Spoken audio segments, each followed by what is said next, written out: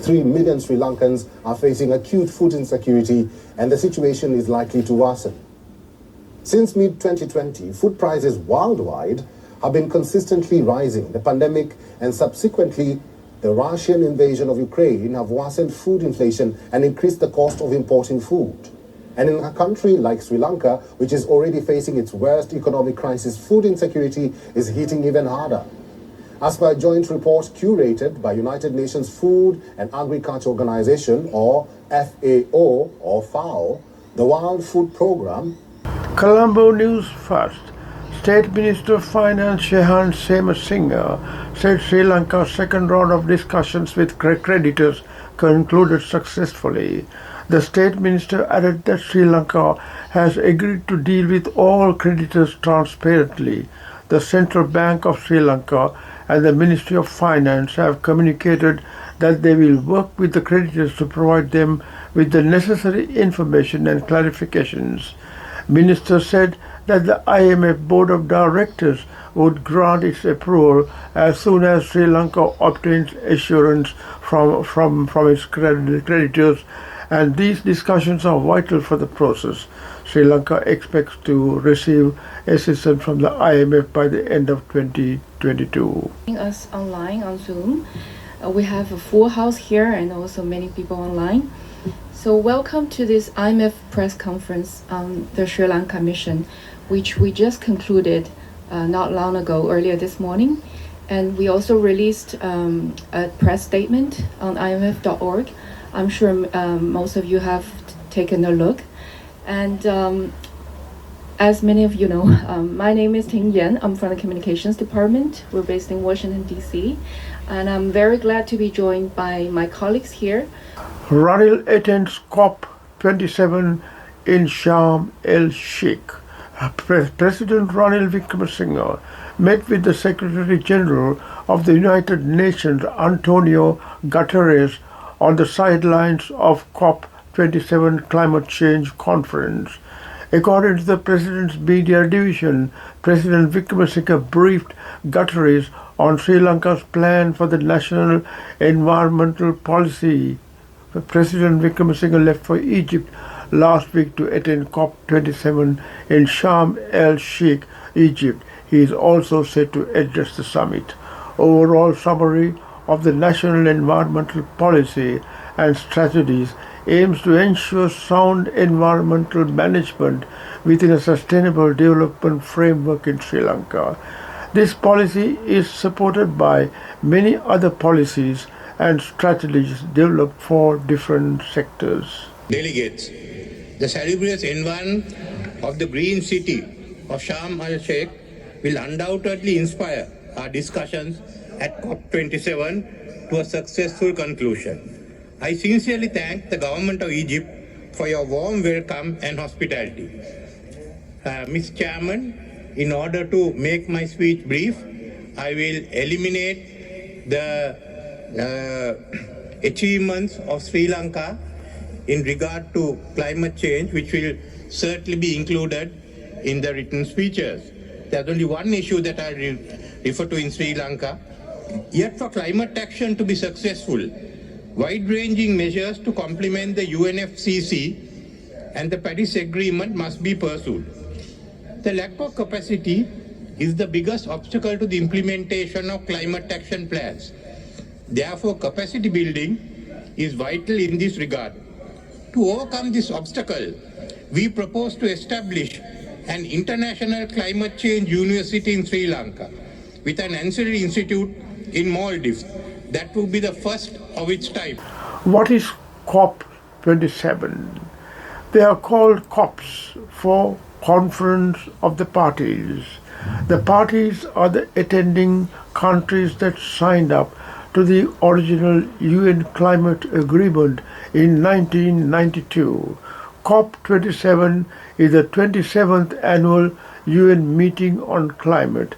It is taking place in Sharm el-Sheikh until 18th November.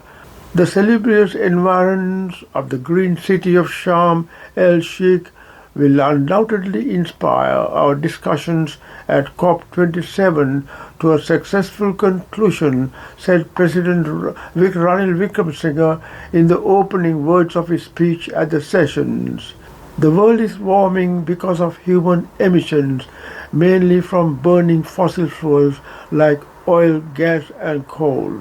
Global temperatures have been rising 1.1 centigrade and are heading towards 1.5 centigrade according to the UN's climate scientists, the Intergovernmental Panel on Climate Change, IPCC. If temperatures rise 1.7 to 1.8 centigrade above 1850s levels, the IPCC estimates that half the world population could be exposed to life-threatening heat and humidity. Climate change is a worldwide crisis, but America can demonstrate responsible leadership by addressing the potential disaster. Our country has a 100-year record of confronting companies that put profits and corporate behavior ahead of the public good. During time of war, Presidents Wilson and Roosevelt nationalized many industries, including foreign companies doing business in the USA. President Truman also seized companies that were profiteering at the expense of the public. This is serious. From the past, Presidents Nixon and Reagan both nationalized industries which threatened America during peacetime. Nixon nationalized the railroads and Reagan nationalized the savings and loans. Aggressive nationalization efforts were orchestrated by the administration of George W. Bush. To prevent this, 194 countries signed the Paris Agreement in 2015, pledging to pursue efforts to limit global temperature rises to 1.5 centigrade. United Nations climate summits are held yearly for governments to agree on steps to limit global temperature rises. World leaders are discussing actions to tackle climate change at the COP27 climate summit in Egypt. It follows a year of climate-related disasters and broken temperature records. The world, lighting the way towards the betterment of humanity.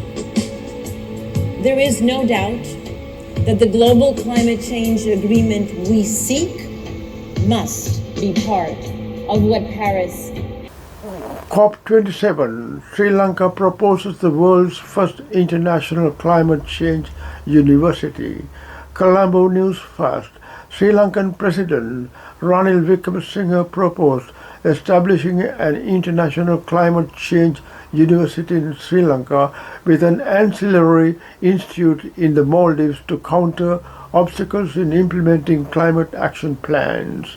He spoke at the COP27 conference in Egypt on Tuesday and noted that the institution would be the first of its kind in the world.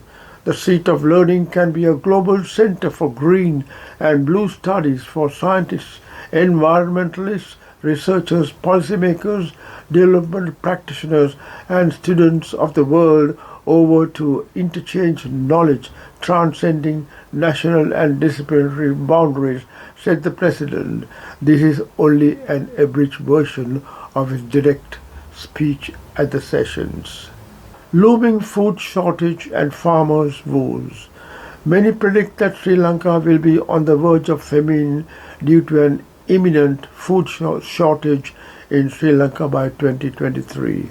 However, an acute food crisis is possible in the coming year, according to KB Gunatillake, who at one time headed the program Api Vaumu Rata Nagamu, Let Us Grow and Uplift the Nation, and also functional as Director of Agriculture. Sri Lanka had faced two famines in the past. One was the Bebinitia Sea, resulting from a severe drought that lasted 6 months. The other occurred during the Second World War when food ships were obstructed. Gunatillake said there was no famine in Sri Lanka after those two episodes, predicting that Sri Lanka will not face a similar difficult period in the future. Sri Lankan people in need of emergency aid has doubled UN. The United Nations says the number of people needing emergency humanitarian assistance in Sri Lanka has doubled Warning about a worsening food crisis in Sri Lanka, the organization points out that the number of people needing emergency aid has doubled to 3.4 million. United Nations agencies had estimated in June that 1.7 million of the country's 22 million people needed aid. In a joint statement, the UN agency in Colombo said that it had raised $79 million to feed the needy, but needed an additional 70 million because of the growing number of poor people. The announcement states that food insecurity in Sri Lanka has increased rapidly due to 2 consecutive seasons of poor harvest, shortage of foreign exchange, and reduced domestic purchasing power.